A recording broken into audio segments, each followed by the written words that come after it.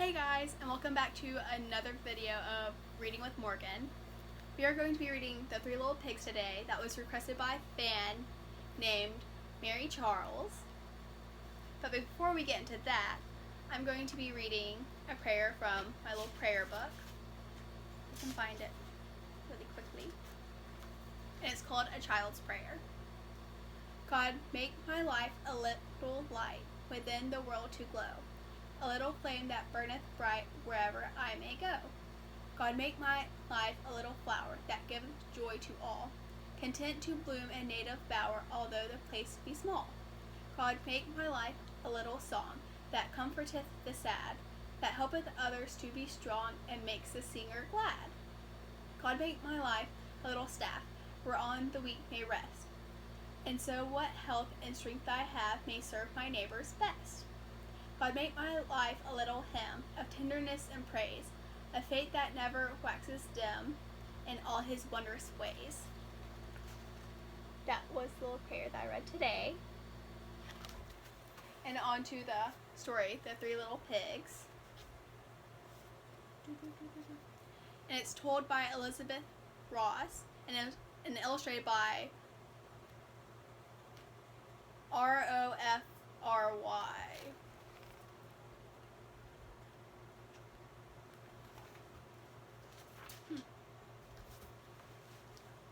Once upon a time, 3 little pigs left their mother's home and went out into the world.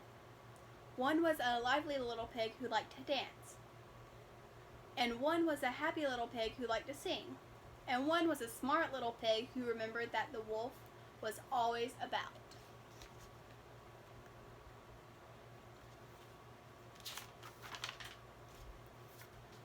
Soon, little pigs met a peddler hauling straw. The first little pig said, "Please, sir, give me some straw so I can build a house."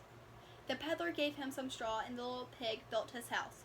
But straw is flimsy, so the little house was not sturdy. That's the picture of the first little pig. The second little pig waited until a peddler hauling sticks came along. "Please, sir," he said, "give me some sticks so I can build a wooden house." The peddler gave him some sticks, and the second little pig built a house, but some of the sticks came loose. The new little house also tumbled down.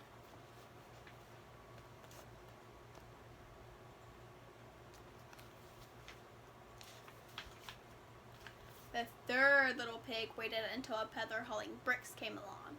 Then he said, "Please, sir, give me some bricks so I can build a house."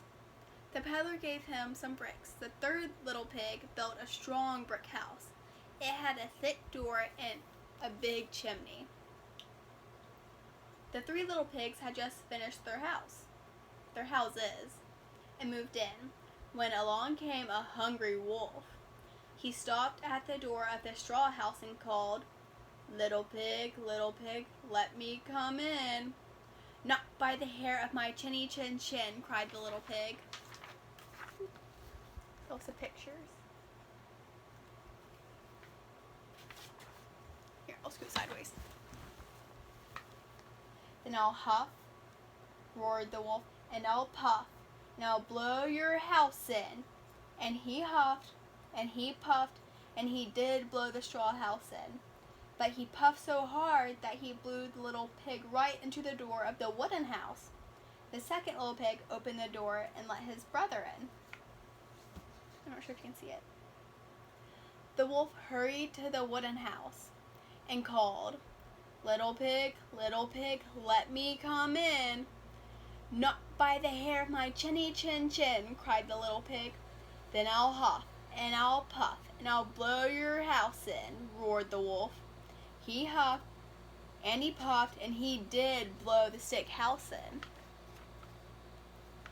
But he puffed so hard that he blew the 2 little pigs right to the door of the brick house. The third little pig opened the door and let his brothers in.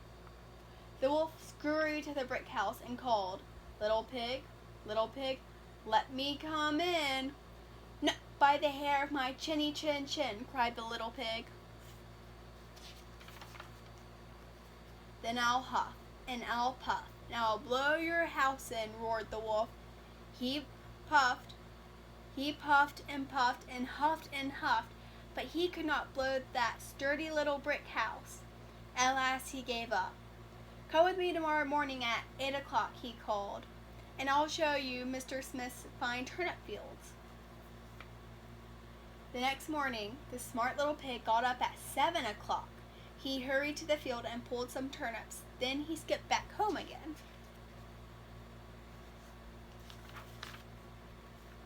At 8 o'clock, the wolf came to the house. "Are you ready to go to the turnip field, little pig?" he called, smacking his lips. "Oh, I went an hour ago," answered the little pig. "Smell my juicy turnips cooking?" Now the wolf was angry at being tricked, but he tried not to show it.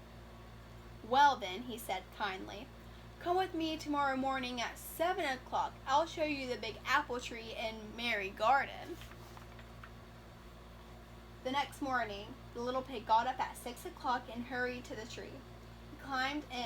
He climbed it and was picking a basket of apples when the wolf came to the tree. "Are the apples ripe?" called the wolf. "Yes," said the smart little pig. "I will throw one down to you." The little pig threw the apple far, far from the tree.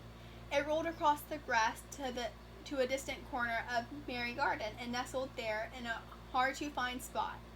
While the wolf was chasing it, the smart little pig jumped out of the tree and scurried to the brick house.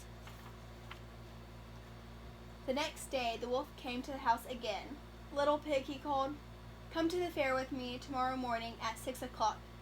We will have a fine time seeing the sights." The next morning, the little pig got up at 5 o'clock and trotted off to the fair. He saw all the sights. He even bought a butter churn. He was on his way home when he saw the wolf coming towards him. The little pig hopped into his churn and began rolling over and over down the hill.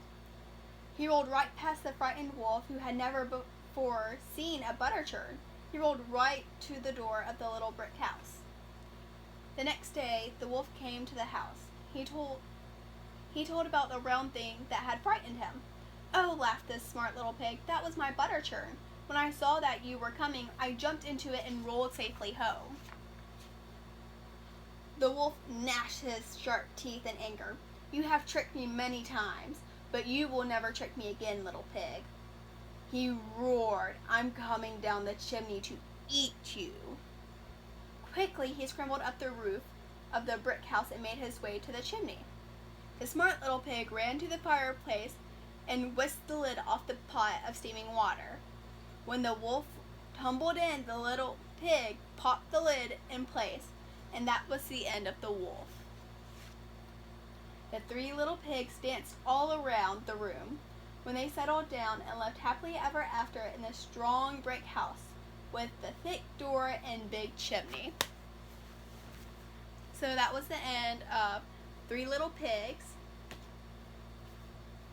I'll read to you in the next video.